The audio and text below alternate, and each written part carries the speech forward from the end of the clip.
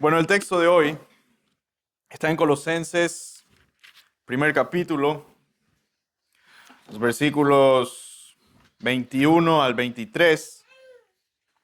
El tema ya inicia en unos versículos antes. Y el tema de estos versículos es la reconciliación entre Dios y los hombres. Es uno de los temas centrales de las Escrituras. Y eso queremos estudiar hoy en este texto. Vamos a leer desde el versículo 19 hasta el 23 para tener un poco el contexto inmediato, porque ya en el 20 habla de reconciliar y forman parte de un bloque de versículos. Y dice el texto así, del 19 en adelante, Colosenses capítulo 1. Porque agradó al Padre que en Él habitara toda la plenitud, y por medio de Él reconciliar todas las cosas consigo, habiendo hecho la paz por medio de la sangre de su cruz, por medio de Él. Repito, ya sean las que están en la tierra o las que están en los cielos. Y aunque ustedes antes estaban alejados y eran de ánimo hostil, ocupados en malas obras, sin embargo, ahora Dios los ha reconciliado en Cristo en su cuerpo de carne mediante su muerte, a fin de presentarlos santos, sin mancha e irreprensibles delante de Él. Esto Él hará si en verdad permanecen en la fe bien cimentados y constantes, sin moverse de la esperanza del Evangelio que han oído, que fue proclamado a toda la creación debajo del cielo y del cual yo, Pablo, fui hecho ministro. Hasta aquí el texto que queremos observar hoy, y vemos que habla del tema de la reconciliación entre Dios y los hombres. Ya en el versículo 20 está el término reconciliar, que es el tema de estos versículos, donde dice, agradó al Padre reconciliar todas las cosas consigo, ya sea que estén en la tierra o en los cielos. Si estudiamos toda la carta de los Colosenses, y lo vamos a hacer en estos próximos domingos, vamos a continuar con toda la carta, y vamos a ver que todo parece indicar que había unos filósofos, un grupo de personas que tenían una cierta filosofía, una cierta cosmovisión, que era algo parecido a decir que todo lo material es malo y solo lo espiritual es bueno. Estos filósofos negaban, en este sentido, por un lado la humanidad de Dios, o sea, la humanidad de Cristo. Probablemente decían que era algo espiritual nomás, porque si es Dios no puede ser hombre. O si es que era un hombre realmente, entonces no puede ser Dios, porque todo lo material, según ellos, era malo. Atacaban directamente la persona de Cristo y su naturaleza. Decían que si era Dios, no puede ser hombre, y si es hombre, entonces no podría ser Dios. Eso decían estos filósofos de esa época en esa región. O sea, es como que había un dualismo, un conflicto entre todo lo que era material y lo que era espiritual. Y según estos filósofos, la creación entera, por ser algo material, no podía ser la obra de Dios, porque Dios es espiritual. Y según ellos, la creación no le importaba a Dios. A Dios no le interesaba reconciliar la creación consigo. Eso es lo que creían los filósofos en aquel tiempo. Pero aquí Pablo, vemos que él está enfatizando que la reconciliación es también para cosas del mundo. O sea, no es solamente algo meramente espiritual. Tampoco es algo que se logra mediante algo que solamente es o solamente ocurre en la esfera espiritual. Porque Dios se hizo hombre para reconciliar al hombre consigo. Y de esta reconciliación hablan estos versículos. El término reconciliación significa transferirse de un estado a otro que es muy diferente.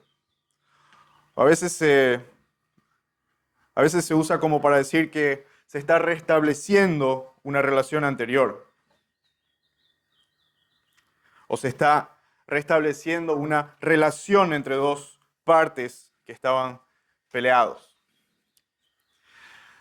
En cuanto a la salvación, la Biblia utiliza diversos términos para explicarla a mayor profundidad. Y 5 de los términos más utilizados son los siguientes. En primer lugar, tenemos a la justificación. En la justificación se describe que el hombre como pecador es el acusado ante Dios, que es el juez. Y a través de la justificación, eso significa que el hombre es declarado justo en este tribunal ante el juez del universo. Ese es el primer término que se usa para explicar la salvación, justificación. Después tenemos otro término en la Biblia, que es la redención. Cuando estamos hablando de esclavo, de ser esclavo al pecado y de que Dios nos compró para ponernos en libertad del pecado, es un contexto de un mercado o de una relación de dependencia entre un esclavo y su amo. Ese es otro término que se usa para la salvación, redención. Después tenemos el término perdón. Cuando hablamos de perdón, enfatizamos que hay una deuda que tenemos como pecadores ante Dios y esa deuda debe ser pagada para que pueda ser olvidada. Y cuando hablamos del perdón, estamos como que hablando en un contexto del mercado financiero en el que se nos perdona nuestros pecados, se nos perdona nuestra deuda que tenemos con Dios. Y otro término es el que encontramos aquí, que es reconciliar. Aquí se trata de que se está diciendo que el pecador es ante Dios como un enemigo. Y a través de la reconciliación se convierte en su amigo, en su aliado. O sea, aquí estamos hablando en términos de relacionamiento social entre dos partes. O estamos hablando de guerra y paz, ¿no? Y otro término que se usa es el término de adopción. Es un término más familiar, describe la relación familiar que tenemos con Dios luego de ser perdonados. Antes éramos como extraños, ajenos de su familia, lejos de Él, y ahora con la adopción llegamos a formar parte de su familia. Entonces, estos son 5 de los términos más utilizados para profundizar el significado de la salvación. Y son términos que explican nuestra salvación desde diferentes ángulos.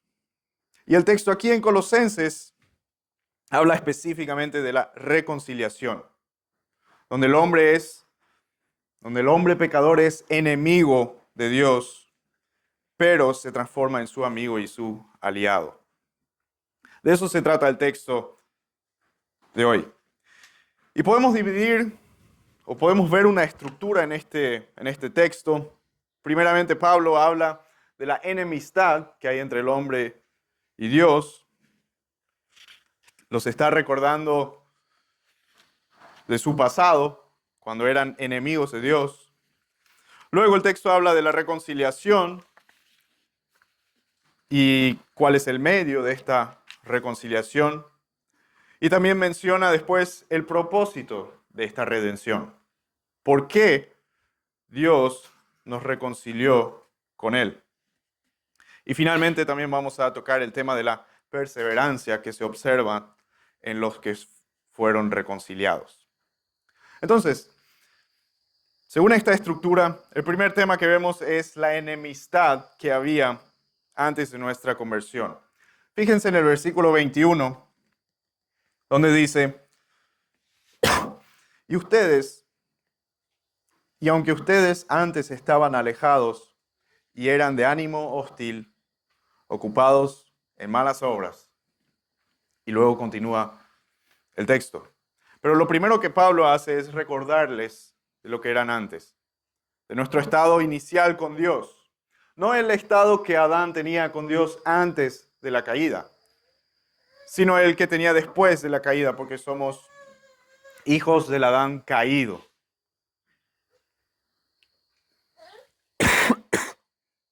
Adán, por así decir, declaró la guerra a Dios.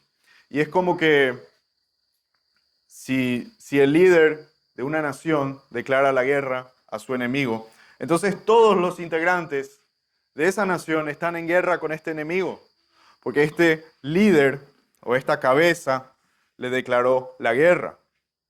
De forma similar es nuestra enemistad con Dios.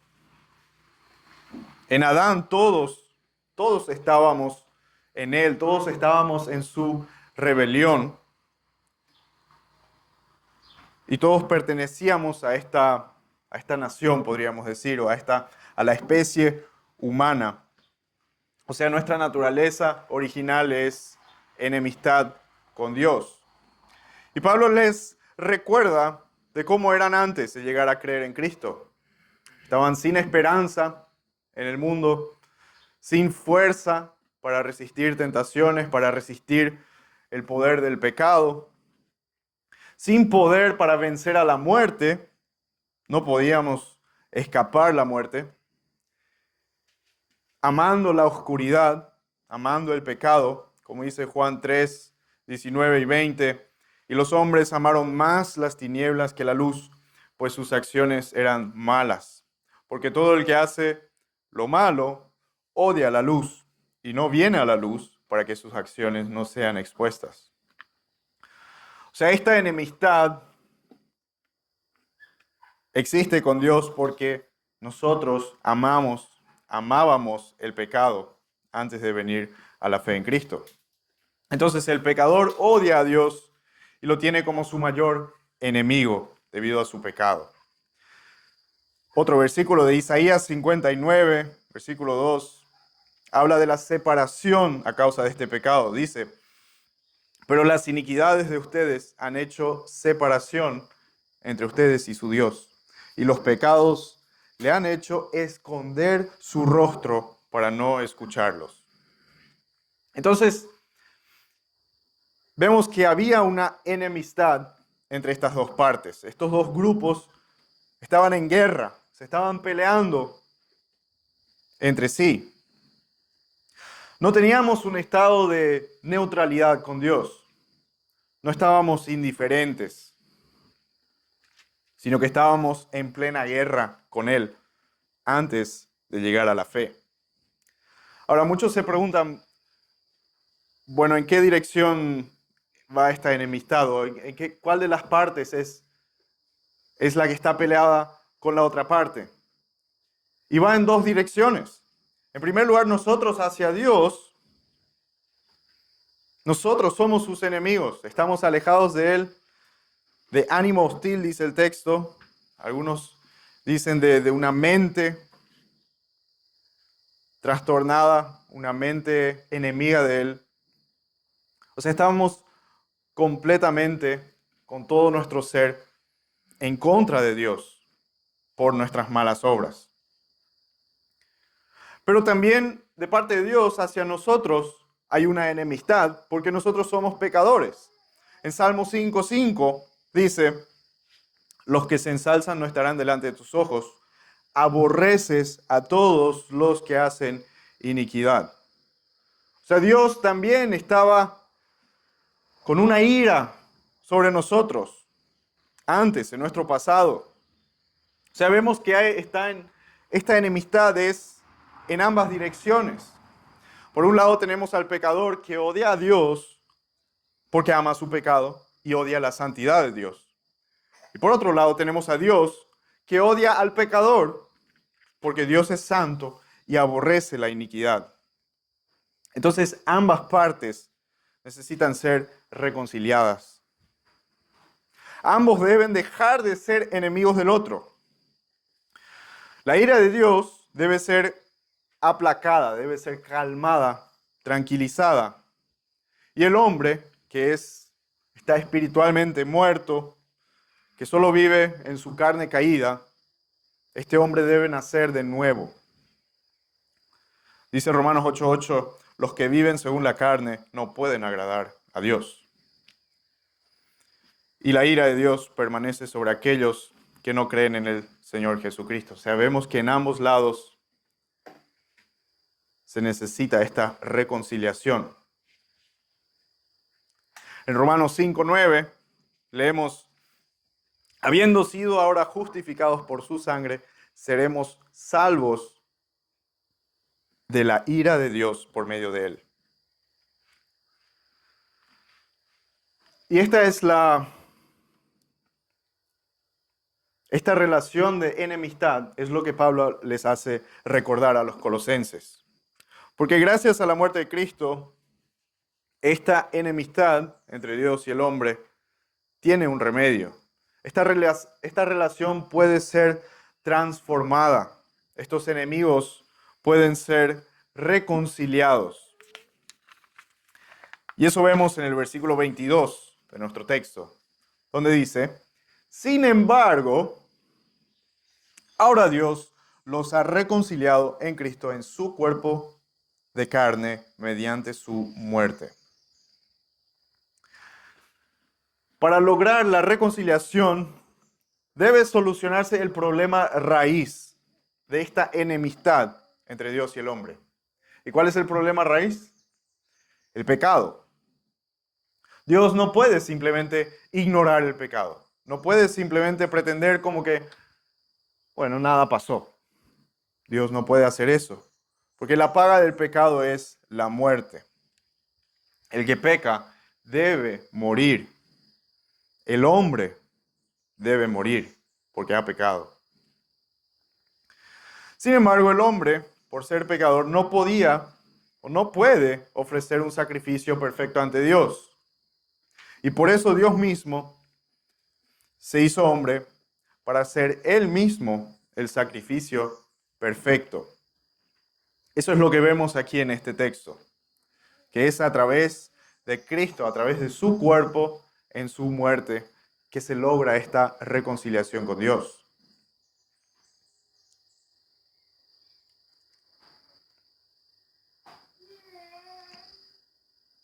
Ahora, un pequeño detalle acerca de la muerte de Cristo. No es que el hombre le podía quitar esta muerte, sino que él voluntariamente la dio. Tenemos algunos versículos donde vemos esto claramente. Por ejemplo, Juan 10, 17 y 18, Jesús dice: por eso el Padre me ama, porque yo doy mi vida para tomarla de nuevo. Nadie me la quita, sino que yo la doy de mi propia voluntad. Tengo autoridad para darla y tengo autoridad para tomarla de nuevo. Este mandamiento recibí de mi Padre. Y más adelante en Juan 19:30 dice: entonces Jesús, cuando hubo tomado el vinagre, dijo: consumado es. E inclinando la cabeza, entregó el Espíritu. O sea, no es que el hombre le quitó la vida a Jesús. Los hombres no podían hacer eso porque Jesús no podía ser derrotado por la muerte misma, sino que él tenía que entregarse para que pueda morir. Nadie le podía quitar la vida. Solo él podía entregar su vida. Y para que esa muerte de Jesús sea sustitutiva, para que pueda ser en nuestro lugar, es lógico que Cristo tenía que ser completamente hombre. Y eso es lo que Pablo enfatiza también en este versículo. En su cuerpo de carne, dice. Enfatiza que fue una muerte real, una muerte física, en un cuerpo de carne, como hombre. Cristo no fue como solo un espíritu que vino y apareció y parecía que era hombre. No. Pablo dice que realmente era 100% hombre para que pueda morir en nuestro lugar. Por eso su muerte fue una muerte sustitutiva. La muerte de los animales que se sacrificaban antes no podían ser sustitutivas. Solo podían ser una sombra de lo que iba a venir, una imagen de lo que sería algún día el sacrificio perfecto de Cristo. Pero no podían quitar, estos sacrificios de animales no podían quitar el pecado de los hombres.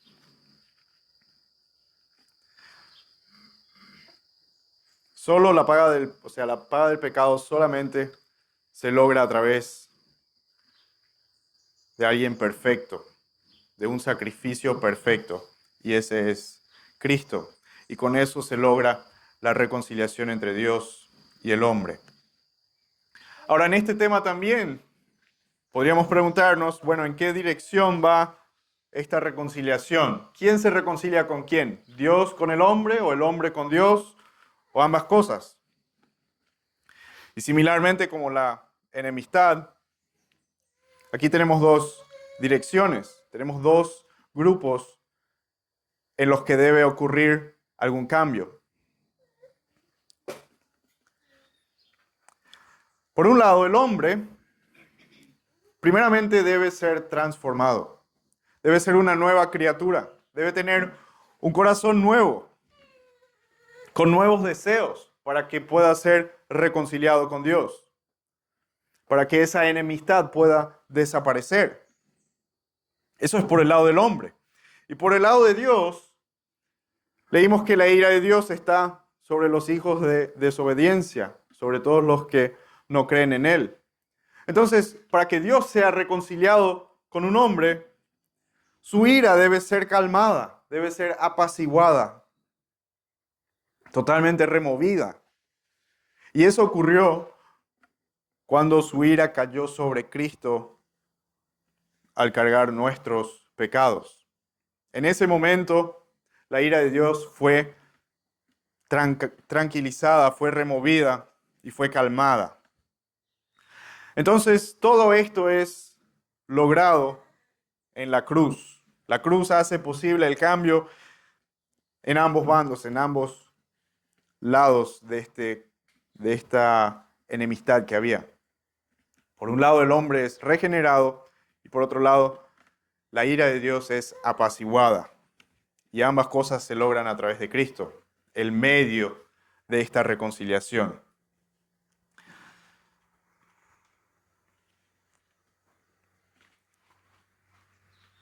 Ya el versículo 20, antes de nuestro texto, dice, hecho la paz por medio de la sangre de su cruz. La expresión es significa o está haciendo relación a los sacrificios que antes se hacían, donde se derramaba la sangre, que era como un símbolo para mostrar la muerte violenta que tendría que sufrir el sacrificio perfecto. Y más adelante en el versículo 22, en su cuerpo de carne, mediante su muerte. También vemos claramente que Cristo es el medio por el cual se logra esta reconciliación. O sea, fue una muerte real de un cuerpo humano, 100% humano, porque Cristo vino a ser hombre como nosotros, para que pueda tomar nuestro lugar. No murió como un animal, ni como un espíritu, sino que fue hombre completamente, como uno de nosotros. Ahora, tenemos otro punto en este texto, y es el propósito de la reconciliación. ¿Cuál es el propósito de esta reconciliación? Versículo 22, continuando lo que antes leímos, el versículo 2 continúa, a fin de presentarlos santos, sin mancha e irreprensibles delante de Él. Aquí está el fin, ¿no? Para que seamos santos, eso significa separados del pecado, apartados para Dios. Para que seamos sin mancha, significa sin error, sin pecado, sin falla. Y para que seamos irreprensibles, o sea, que nadie pueda acusarnos o presentar algún cargo en contra de nosotros. Ese es el fin de nuestra reconciliación con Dios. Ese es el propósito que Dios tenía al reconciliarnos con Él. Ahora, fíjense en el texto, porque es muy interesante cómo está formulado. ¿Somos nosotros los que nos presentamos ante el Padre? o es Cristo quien nos presenta delante del Padre?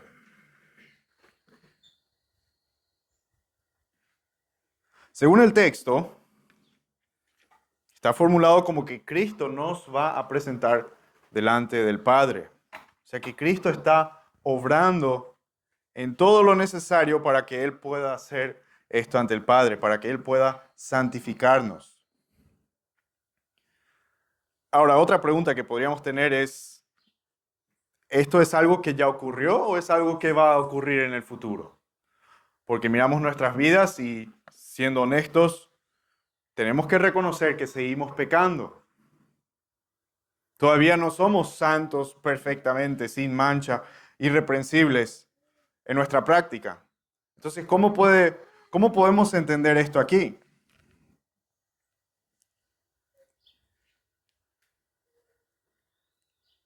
La clave está en entender lo que significa que somos esto en Cristo.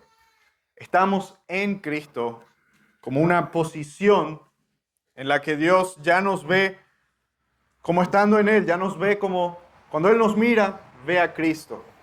Ya no nos ve con nuestro pecado, porque estamos en Cristo si creemos en Él. Cuando Dios nos mira, ve a Cristo, ve las obras de Cristo, la perfección de Cristo, porque nosotros estamos en Él. Y más adelante en Colosenses 3, los primeros versículos, vamos a leer frases como han resucitado con Cristo. Ustedes han muerto y su vida está escondida en Cristo, en Dios. O sea, es como que algo que ya está hecho, algo que en su posición ustedes ya están o ya tienen o ya son vistos con esta santificación, con esta santidad que tiene Cristo. Ahora, esa es nuestra posición espiritual, por así decirlo. Nuestra posición ante Dios, que ya somos declarados justos, ya fuimos adoptados, ya pertenecemos a su familia y ya hemos recibido el perdón de pecados. Pero también hay un sentido en el que seremos perfectamente santos, sin mancha en el futuro. Porque actualmente seguimos en la carne, seguimos en nuestro cuerpo caído. Si bien tenemos un nuevo corazón, nuevos deseos, tenemos vida eterna, pero seguimos en este cuerpo de muerte y por eso seguimos pecando. Pero algún día, cuando Dios nos glorificará en su presencia, seremos perfectamente santos y sin manchas también en práctica. O sea, ya no estaremos pecando, ya no tendremos tentaciones y estaremos perfectos también en el caminar práctico de nuestras vidas.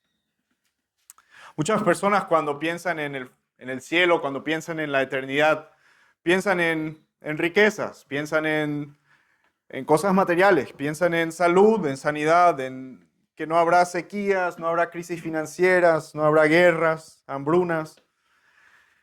Pero lo más hermoso del cielo, tal vez, por lo menos en cuanto a nosotros, es que ya no habrá pecado en nosotros, ya no habrá tentación y seremos santos, irreprensibles y sin mancha delante del Señor.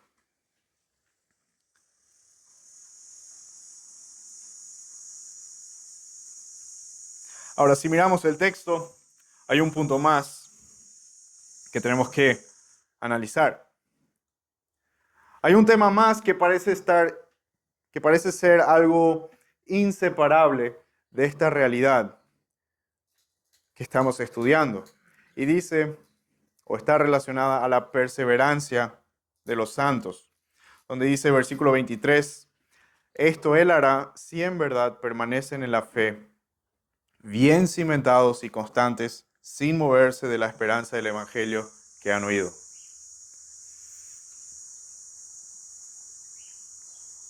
Aquí vemos que se menciona la perseverancia, si en verdad permanecen en la fe, si permanecen en la verdad que han escuchado, en el Evangelio que han oído.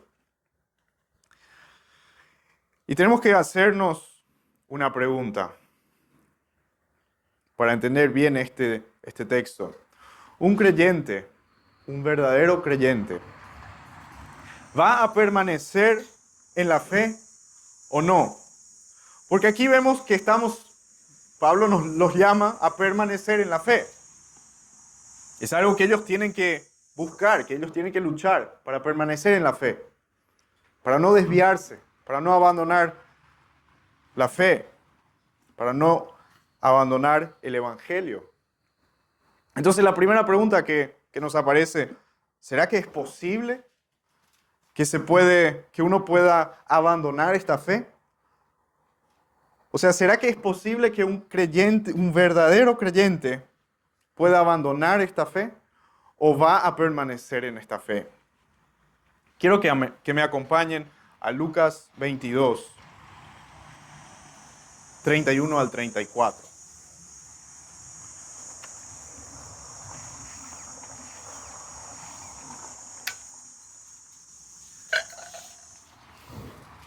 Lucas capítulo 22, 31 al 34, donde Jesús dice: Simón, Simón, mira que Satanás los ha reclamado a ustedes para zarandearlos como a trigo. Pero yo he rogado por ti para que tu fe no falle. Y tú, una vez que hayas regresado, fortalece a tus hermanos. Y Pedro le dijo: Señor, estoy dispuesto a ir a donde vayas, tanto a la cárcel como a la muerte. Pero Jesús le dijo: Te digo, Pedro, que el gallo no cantará hoy hasta que tú hayas negado 3 veces que me conoces.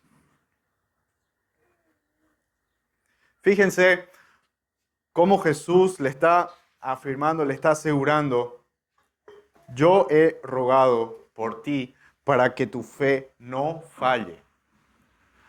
Jesús había orado al Padre para que la fe de Pedro no falle. Si bien sabía que iba a negarlo, también sabía que iba a regresar, como dice el texto. Y una vez que hayas regresado, fortalece a tus hermanos.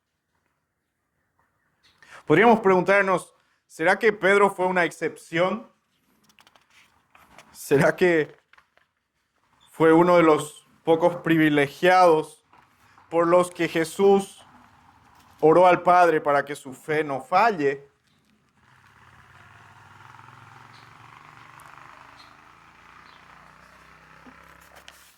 Y tal vez recuerdan lo que leímos en la introducción, en el capítulo de Juan 17, donde en el versículo 24 dice: Padre, donde Jesús está orando, Padre, quiero que los que me has dado estén también conmigo donde yo estoy, para que vean mi gloria, la gloria que me has dado, porque me has amado desde antes de la fundación del mundo. ¿Por qué está orando Jesús aquí? Por todos los que van a creer, por todos los suyos. Y está orando para que los que me has dado, o sea, los que el Padre le ha dado, estén también con Él a donde Él esté. Juan 6:39 dice: y esta es la voluntad del que me envió, que de todo lo que Él me ha dado, yo no pierda nada, sino que lo resucite en el día final. Hermanos, vemos claramente en estos versículos que nuestra salvación no es solamente un asunto entre nosotros y Dios, el Padre, sino que es un asunto entre Jesucristo y el Padre.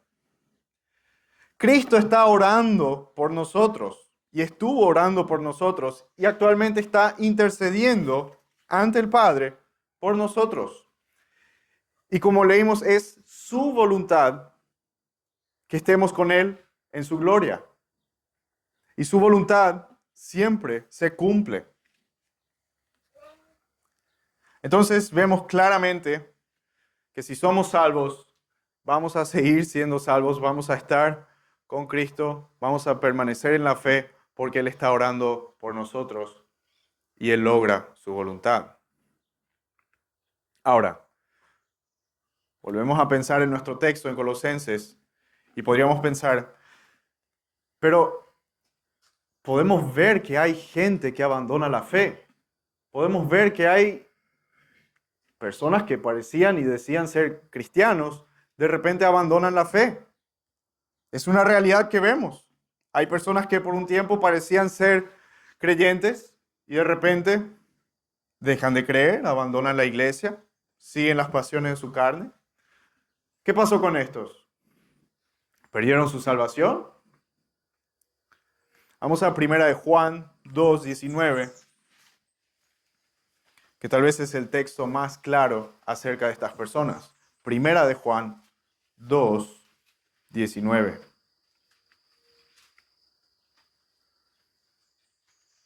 En donde habla de personas que abandonaron la fe. Dice, ellos salieron de nosotros, pero en realidad no eran de nosotros.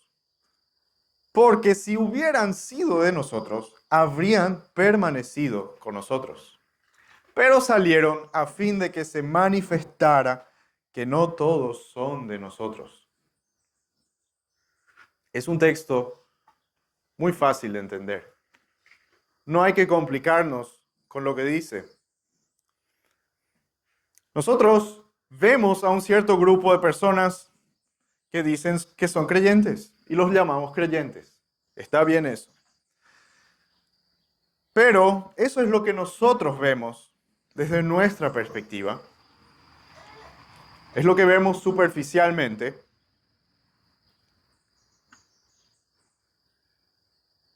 Porque en este grupo hay quienes no son de nosotros, como dice el texto aquí en 1 Juan 2:19.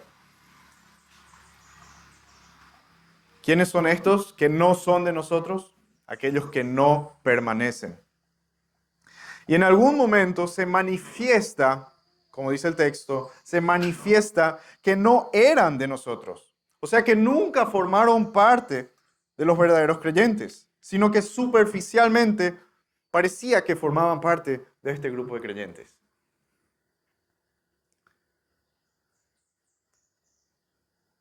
Esa es la respuesta a la obvia pregunta que podría surgir cuando preguntamos, ¿puede un creyente perder su salvación?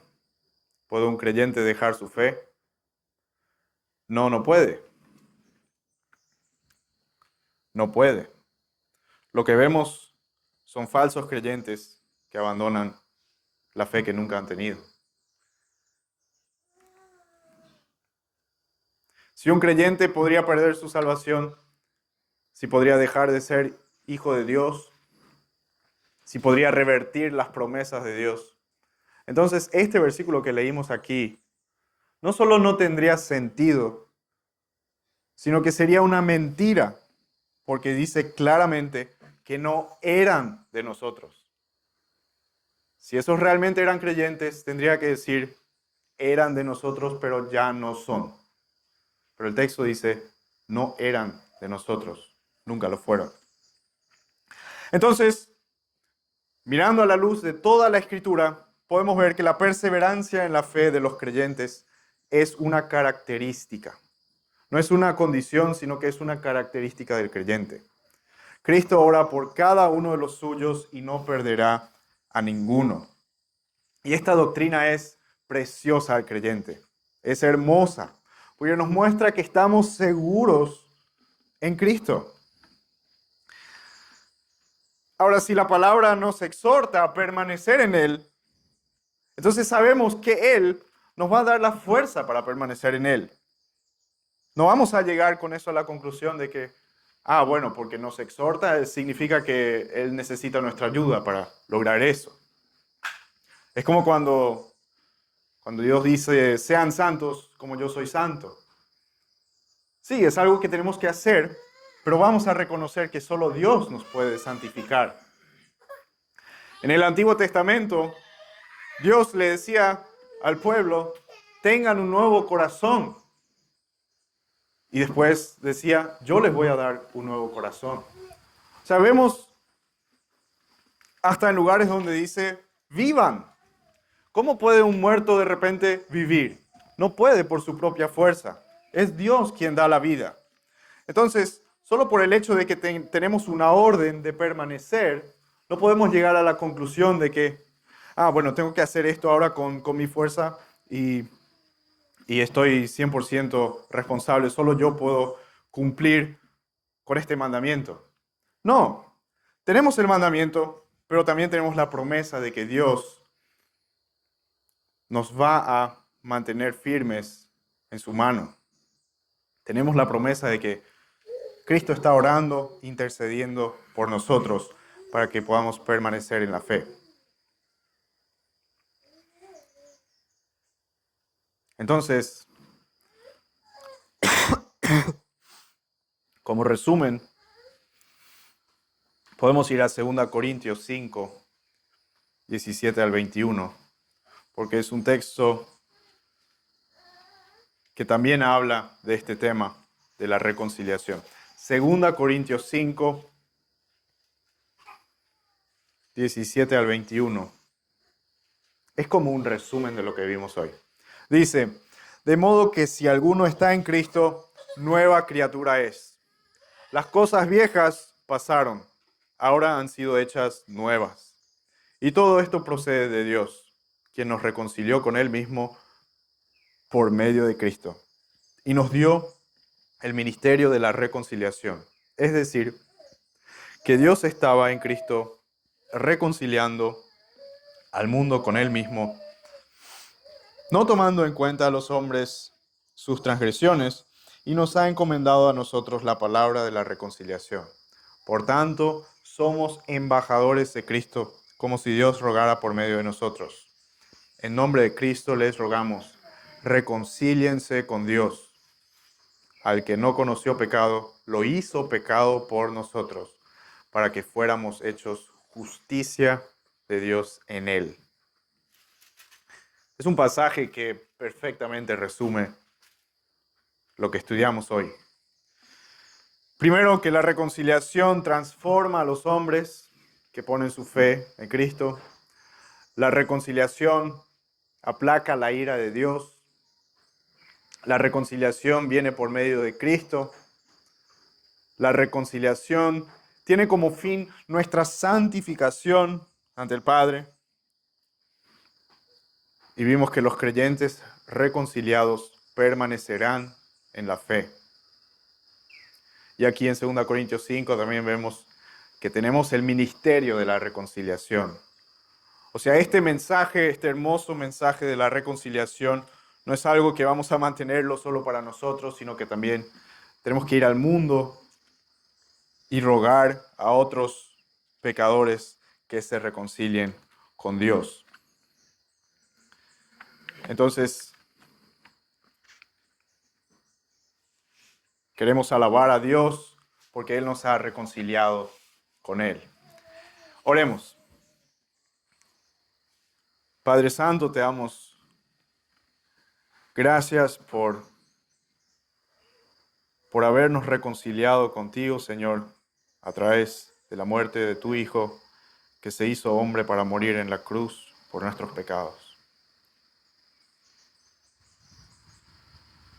Y aunque reconocemos y vemos en nuestras vidas que aún hay un proceso largo de santificación que está pendiente en nuestra vida, estamos agradecidos porque en posición tú ya no ves nuestro pecado, sino que ves la santidad perfecta de tu Hijo, el Señor Jesucristo. Y pedimos que con esa verdad podamos vivir una vida santa que te agrade a ti, Señor, que podamos ser ministros, embajadores de este hermoso evangelio de reconciliación. Y pedimos que esta verdad nos dé fuerzas nuestro día a día en esta semana y que con nuestra vida podamos glorificar tu nombre, Señor. Amén.